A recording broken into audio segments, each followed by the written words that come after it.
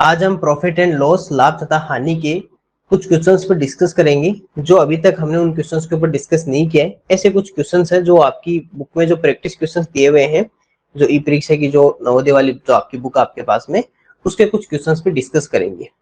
देखते हैं, सबसे पहले हम जो क्वेश्चन डिस्कस करने वाले हैं वो क्वेश्चन नंबर फर्स्ट, जो आपकी बुक का जो प्रैक्टिस क्वेश्चन है प्रॉफिट लॉस का, उसका क्वेश्चन नंबर फर्स्ट पे डिस्कस करेंगे। क्योंकि ऐसे क्वेश्चन पे हमने डिस्कस किया, लेकिन फिर भी एक बार थोड़ा सा आपको वापस से हिंट देने के लिए इस क्वेश्चन को वापस से हम थोड़ा सा रिवाइज करेंगे। देखो क्वेश्चन क्या कह रहा है, सबसे पहले अच्छे से सुनिएगा, समझिएगा, और उसका फिर मैप बनाते हैं, और मैप बनाकर फिर इसका आंसर हम फाइंड आउट करते हैं। क्वेश्चन लिख रहा है कि if A seller sales a chair कर दीजिए, चेयर एट 8% प्रॉफिट, 8% प्रॉफिट में क्या करता है सर, वो सेल करता है। In place of 15% profit, 15% profit की जगह वो 8% प्रॉफिट में सेल कर रहा है। मतलब सिंपल सी बात है, कम में सेल कर रहा है ना, पहले 15% प्रॉफिट में सेल कर रहा था, उसके बाद 8% प्रॉफिट में। देन ही अर्न्स ₹56 लेस, यानी कि पहले जितना से उसको अर्न होता था उससे 56 रुपीज क्या होते हैं सर, उसको लेस एन होते हैं। वो तो होने ही है, सिंपल सी बात है। कि आप तो एक बात बताइए कि अगर आपसे मैं कहूं कि आप पहले 15 रुपीज ले रहे थे, अब आप 8 रुपीज ले रहे हो 8%, तो सिंपल सी बात है, रुपीज तो कम मिलेंगे ना पहले से। What is the cost price of chair, हमें कॉस्ट प्राइस फाइंड आउट करनी है। यदि एक विक्रेता एक कुर्सी को 15% लाभ के स्थान पर 8% लाभ से बेच देता है तो उसे 56 रुपए कम मिलते हैं, तो कुर्सी का क्रय मूल्य ज्ञात कीजिए। अब देखिए सर, यहाँ पर अगर आपको सबसे पहले क्वेश्चन में यही इधर बना लेते हैं, थोड़ा सा ना इसका मैप यही बना लेते हैं। देखिए सर, सबसे पहले सीपी था, है ना, और चलिए आगे बनाते हैं। सीपी था और सीपी के बाद में पहला प्रॉफिट हुआ 15% का। कितना प्रॉफिट हुआ, इसे 100% मान के चलते हैं। 15% का जब प्रॉफिट होता है तो 15% का प्रॉफिट तो प्लस 15% कर देंगे। तो हमने कितने में सेल किया, 115% में। उसके बाद में सर इसको हमने 115% की बजाय हमने थोड़ा कम कर दिया और अपना प्रॉफिट कम करके कितना कर लिया सर, 8%। तो अब हम इसको 108% में सेल कर रहे हैं, 108% में। इसका मतलब कि सर हमने कम रुपीज में सेल किया ना, कम रुपए में हमने उसको बेच दिया, तो हमने कितने रुपीज कम में सेल किया। आप कहोगे सर 2 और 5 हमारे पास में हो गए सर 7, तो हमने 7% हमारा प्रॉफिट कम किया। लेकिन सर रुपीज कितना कम हो गया, इसके हिसाब से 56 रुपीज, 56 रुपीज हमारे क्या हो गए सर, कम हो गए। तो मतलब 7% का वैल्यू कितना है, 56 रुपीज। आपने अपना प्रॉफिट कितना कम किया, 7%। आपने प्रॉफिट को 7% रिड्यूस कर लिया, उसको कम कर लिया, डिक्रीज कर लिया, लेकिन आपके रुपीज जो कम हुए हैं वो कितने रुपीज हुए, 56 रुपीज आपको कम मिलते हैं। इसका मतलब 1% की अगर यहाँ से वैल्यू निकालेंगे तो 56 में किसका डिवाइड हो जाएगा, 7 का, और आपका कितना आ जाएगा, 8 रुपीज। अब आपसे क्वेश्चन में क्या पूछ रहा है, यहाँ पूछ रहा है सर कुर्सी का क्रय मूल्य, कॉस्ट प्राइस। आप कहोगे सर कॉस्ट प्राइस जो होती है वो क्या है सर, वो 100% है। तो ये लीजिए सर, यहाँ से अगर 100% फाइंड आउट करें तो आप कहोगे सर इसको 100 से मल्टीप्लाई कर दो, तो 8 मल्टीप्लाई 100 इक्वल्स टू कितना आ जाएगा सर, ₹800। 800 रुपए क्या रहेगा सर हमारा इसमें राइट आंसर रहेगा। कितना सर, 800 रुपीज, या 800 रुपए इसका राइट आंसर रहेगा। तो इसका राइट आंसर कौन सा हो जाएगा सर, ऑप्शन नंबर जो बी है वो बी क्या सर इसका राइट आंसर रहेगा। और बहुत सारे स्टूडेंट्स का राइट आंसर सही भी होगा, क्योंकि अभी जैसे कमेंट बॉक्स में देख पा रहे हैं तो लगभग कई स्टूडेंट्स के आंसर सही आ रहे, बढ़िया है, ठीक है। तो इस तरह से इस क्वेश्चन को हमें करना था। चलिए ये क्वेश्चन था, अब हम नेक्स्ट क्वेश्चन की ओर बढ़ते हैं। ओके, हमारा नेक्स्ट क्वेश्चन है क्वेश्चन नंबर 2। क्वेश्चन नंबर 2, और क्वेश्चन नंबर 2 को अच्छे से सुनिए, समझिए क्या लिखा हुआ है। देखिए क्वेश्चन नंबर 2 हमसे क्या कह रहा है, पहले देखो क्वेश्चन की सुनो, क्वेश्चन क्या कहना चाहता है। क्वेश्चन क्या होता है, आप है ना क्वेश्चन को क्वेश्चन मत समझा करो, क्वेश्चन को समझ लिया करो कि ये जो दिख रहा है ना आपको इतना सा छोटा सा ये माइंड वाला, ये क्वेश्चन है, ये आपसे कुछ कहना चाह रहा है, ये बोल रहा है। सुनो इसकी क्या कह रहा है, देखो ये कह रहा है कि the difference between CP and SP, मतलब कि cost price and selling price is ₹240 and the profit is 20%। इसका मींस कि हमें हो तो क्या रहा है सर, प्रॉफिट हो रहा है, लेकिन cost price and selling price का डिफरेंस कितना है, 240। What is the SP, selling price कितना है। एक वस्तु के क्रय मूल्य और विक्रय मूल्य का जो अंतर है, क्रय मूल्य और विक्रय मूल्य का जो अंतर है वो कितना है सर, 240 रुपए है। यदि इसका लाभ अगर 20% है तो विक्रय मूल्य क्या होगा, ये इसका विक्रय मूल्य क्या होगा। अब देखिए सर सिंपल सा है कि सर हम सबसे पहले हमेशा यही तो मानते हैं ना, सीपी, और फिर यहाँ पे या तो प्रॉफिट या लॉस होगा, और यहाँ पर क्या आ जाएगा, एसपी, जिसे क्या कहते हैं, विक्रय मूल्य कहते हैं। और यहाँ क्या हो जाएगा सर हमारे पास में क्रय मूल्य हो जाएगा।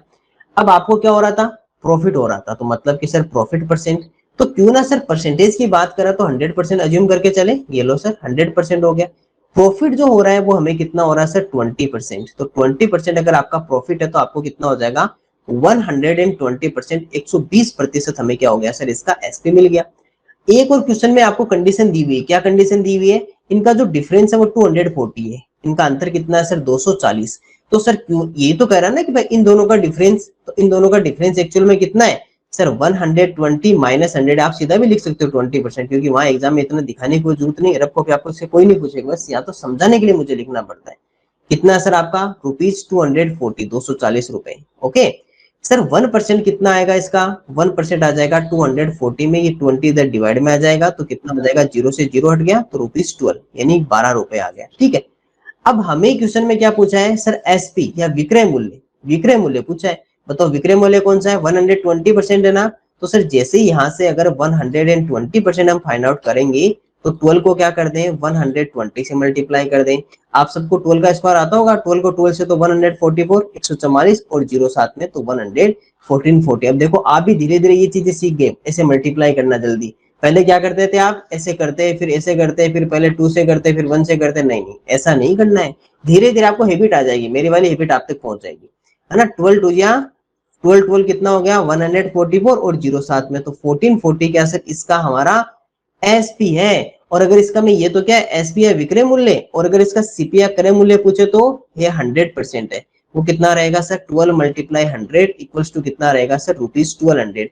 कुछ स्टूडेंट ने सीपी या क्रय मूल्य बता दिया था, सीपी या क्रय मूल्य नहीं, क्वेश्चन में पढ़ो, क्वेश्चन में क्या पूछा है एसपी या विक्रय मूल्य। आप सब कुछ सही होने के बावजूद भी आपका क्वेश्चन गलत हो जाएगा एग्जाम में, ध्यान रखना, ऐसी गलती मत करना कि आपका विक्रय मूल्य पूछ रहा तो सीपी का आंसर दे रहे हो। देखो सबसे पहले ए ऑप्शन 1200 ही दिया है ना, और ये एग्जाम देखो 2023 में आया हुआ भी ये क्वेश्चन कि सबसे पहले 1200 दिया ताकि बच्चा सबसे पहले 1200 पे क्लिक करे, वो सोचेगा जल्दबाजी में सीपी निकाल के 1200 कर देगा, नहीं नहीं, क्वेश्चन में क्या पूछा है विक्रय मूल्य, सेलिंग प्राइस पूछी है, तो सेलिंग प्राइस तो 120% है, तो 1440 या 1440 रुपए हमारे पास में क्या रहेंगे सर इसका विक्रय मूल्य या सेलिंग प्राइस रहेगी। तो ये क्वेश्चन था।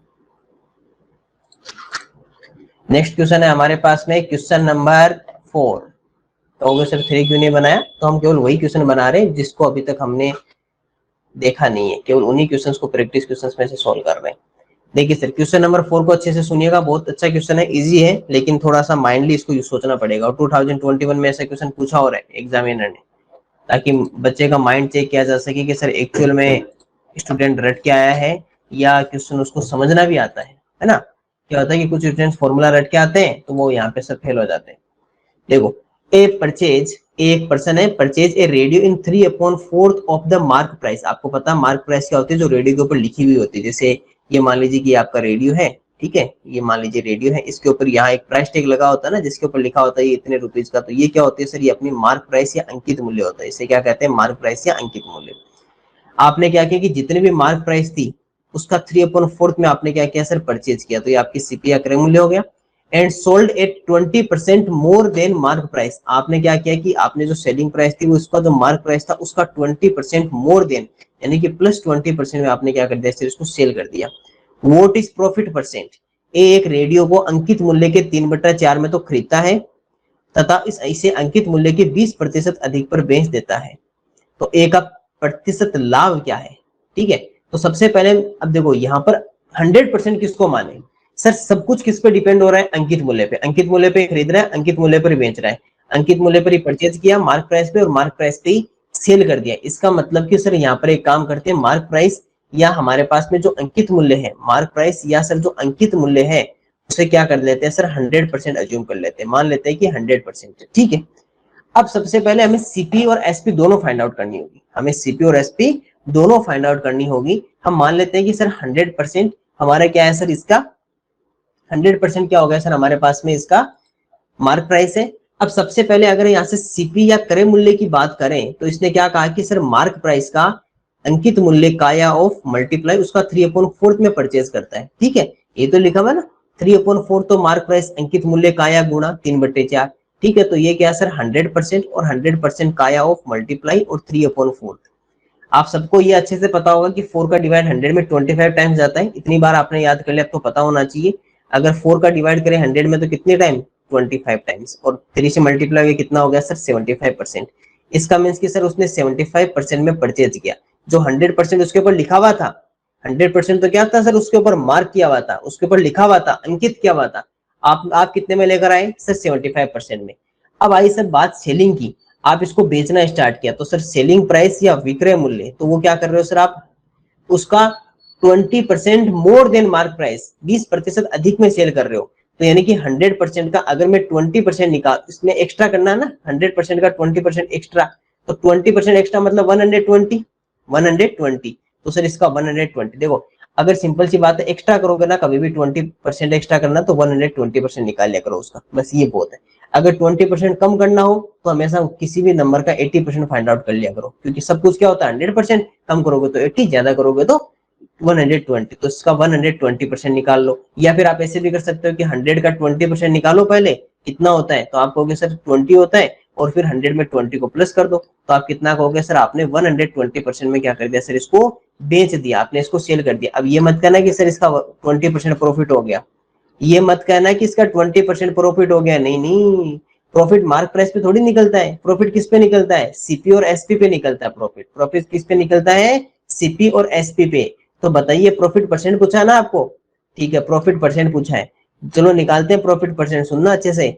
सर प्रॉफिट परसेंट के लिए क्या चाहिए, एक तो प्रॉफिट या लाभ, अपन में क्या चाहिए सर, क्रय मूल्य या कॉस्ट प्राइस या क्रय मूल्य, गुणा क्या चाहिए, मल्टीप्लाई 100। बताइए प्रॉफिट कितना हो रहा है इन दोनों के बीच में, तो आप कहोगे सर प्रॉफिट जो हो रहा है वो 25 और 45 का आपको प्रॉफिट हो रहा है, कितना हो रहा है, 45% का आपको प्रॉफिट हो रहा है, तो 45 मान लीजिए। तो ये तो क्या आ गया सर, 45 अपॉन सीपी कितना है 75, मल्टीप्लाई कितना आ जाएगा सर 100, मल्टीप्लाई कितना आ जाएगा 100। अब आपको पता है दोनों में 25 की टेबल आती है तो आप कर सकते हो, नहीं आप 15 की टेबल से कर सकते हो। 25 3 जे 75, 25 या 100, 3 का अगर इधर डिवाइड करोगे तो 15 3 जा 45, 15 को 4 से करेंगे तो कितना आ जाएगा सर, 60% या 60% क्या होता है सर आपका प्रॉफिट परसेंट या लाभ प्रतिशत रहता है। दोबारा सुनना, हमने मार्क प्राइस को 100 मान लिया, मार्क प्राइस को कितना कर लिया सर हमने 100, ठीक है, मार्क प्राइस हमारा 100 है, तो कॉस्ट प्राइस या क्रय मूल्य कितना होगा इसका 3/4, 3/4 होगा ना, तो कितना आ गया सर हमारे पास में 75, यानी कि हम 75 में क्या गए सर, हमने परचेज करके लाए, ठीक है, 75 में परचेज करके ला गए, है ना। अगर इसका परसेंटेज हटाओ तो वो भी हटा सकते हो ना, मार्क प्राइस का एक बार बिना परसेंटेज की भी मान सकते हैं, ये लो सर। अब आपको रुपीज मान लीजिए कि 100 रुपीज में लेकर आए आप, है ना, 100 रुपीज में मान लीजिए आप लेकर आए, मार्क प्राइस लिखा हुआ था 75 रुपीज में आपने परचेज कर लिया। एस पे विक्रय मूल्य इसका 20% एक्स्ट्रा निकालना है, मतलब 120% निकालना है, कितना निकालना है सर 120%, तो इसको 120 निकाला तो आपने 120 में परचेज कर दिया, आपने 45 रुपीज आपको क्या मिल गया सर, प्रॉफिट मिल गया, 45 रुपीज का आपको क्या मिल गया, प्रॉफिट। प्रॉफिट परसेंट के लिए प्रॉफिट किसके ऊपर डिपेंड करता है, कॉस्ट प्राइस या क्रय मूल्य पे, तो नीचे डिवाइड में लिख लिया, मल्टीप्लाई 100 कर दिया। 15 की टेबल आती है तो 15 से काट दीजिए, 5 की टेबल से काट दीजिए, 25 की आती है तो और इजी हो जाएगा, 25 3 से 75, 25 4 जा 100, 15 3 जा 45 और 15 4 जा 60। अपना आंसर कितना आ गया, 60% या 60% हमारा क्या रहेगा सर, प्रॉफिट परसेंट या लाभ प्रतिशत, ये इस क्वेश्चन का आंसर रहेगा। कितना इजी क्वेश्चन था। ओके, हम जो नेक्स्ट क्वेश्चन पढ़ने वाले हैं वो है क्वेश्चन नंबर 7। सबसे पहले क्वेश्चन को अच्छे से रीड करते हैं, ऐसा क्वेश्चन हमने पहले पढ़ रखा है लेकिन फिर भी एक बार देख लीजिए। A seller purchases 2 lemon, purchases यानी बाइंग प्राइस यानी कि CP, 2 lemon in ₹1, okay, and sells it 5 lemon, 5 lemon पर ₹3, ये इसका सेलिंग प्राइस है। व्हाट इज प्रॉफिट परसेंट, एक फल विक्रेता ₹1 के 2 के हिसाब से नींबू खरीदता है, खरीदता मतलब क्रय मूल्य, तथा ₹3 के 5 के हिसाब से वापस बेच देता है, उसका प्रतिशत लाभ क्या होगा। तो सर सबसे पहले यहाँ पर लिखते हैं सर उसका सीपी या क्रय मूल्य, अगर हमें लिखना होगा तो हम क्या लिखेंगे, देखो सर सीपी कितना है, 2 लेमन 1 रुपी, यानी कि 2 नींबू ₹1 में, तो 2 lemon is equal to ₹1, 2 lemon is equal to ₹1, ठीक है, ये हो गया हमारा सीपी। अब आपको सबको पता है कि क्वांटिटी हमेशा 1 बनानी है, तो 1 लेमन का क्या हो जाएगा सर, ₹1/2, 1/2, ये तो हमारा हो गया सर सीपी या क्रय मूल्य। अब हमें निकालना सर इसका एसपी या विक्रय मूल्य, एसपी जिसे क्या कहते हैं सर, विक्रय मूल्य जिसे कहा जाता है। एसपी कितना है, 5 लेमन ₹3, ₹3 के 5 नींबू, ठीक है, 5 लेमन 3 रुपीज, ये क्या है sir 5 lemon is equal to 3 rupees.